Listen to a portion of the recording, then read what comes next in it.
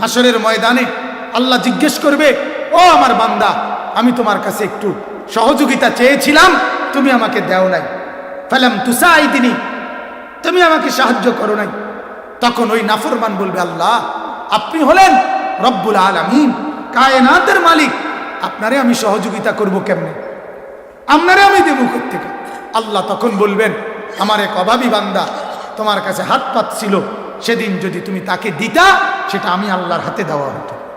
কার হাতে? মজার কথা শুনেন মুজাম্মেল ভাই, হযরত মাওলানা আবু তাহের মিসবাহ বাংলাদেশের একজন শ্রেষ্ঠ বুজুর্গ আলেম, অনেক বড় মাপের সাহিত্যিক আলেম। ওনার একটা কিতাব আছে বাইতুল্লাহর মুসাফির, হজের সফরনামা, হজের। তো ওইখানে একটা আশ্চর্য কথা আছে। উনি প্রথম বছর যখন হজে যায়, শোনেন মজার কথা, এক ছোট বাচ্চা ছেলে উনারে দুইটা চকলেট দিছিল, চকলেট ওনার হাতে।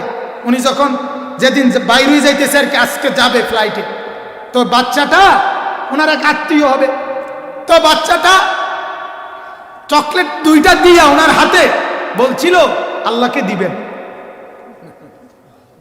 আপনি তো আল্লাহর ঘরে যাচ্ছেন, কারে দিয়েন? আল্লাহকে দিয়েন আমার এই চকলেটটা। ছোট বাচ্চা।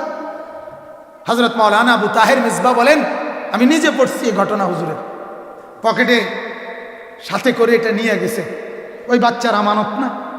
তো চকলেট এটা আল্লাহর ঘরে নিয়ে সৌদি আরব নিয়ে উনি বলতেছে, আহা আমি বড় পেরেশান হয়ে পড়লাম যে এই বাচ্চার আমানত কি করবো আমি, এই দুইটা চকলেট আমি কোথায় দিব? এ তো আমারে বলছে আল্লাহকে দিতাম, আল্লাহকে দিব কিভাবে? হযরত তখন বলেন, আমার তখন এই কলিজার ভিতরে আল্লাহর নবীর এই হাদিস মনে আসছে। তখন আমি একজন ওইখানকার গরিব, হ্যাঁ ওই মিসকিন যারা হাত পাতে ভিক্ষুক, আমি তাদের হাতে দুইটা চকলেট দিয়ে সাথে সাথে ওই বাচ্চার জন্য দোয়া করে আল্লাহকে বলছি, আল্লাহ ওই বাচ্চার দেওয়া আমানত তোমার হাতেই দিলাম, কারণ তুমি তো বলছো অভাবীকে দিলে সেটা কারে দেওয়া? তোমাকে দাও। তো বাচ্চা তো চাইছিল কারে দিতে? আল্লাহকেই দিতে। তো আমি আল্লাহর নামে চাইছে, তো তাকেই দিলাম। সুবহানাল্লাহ।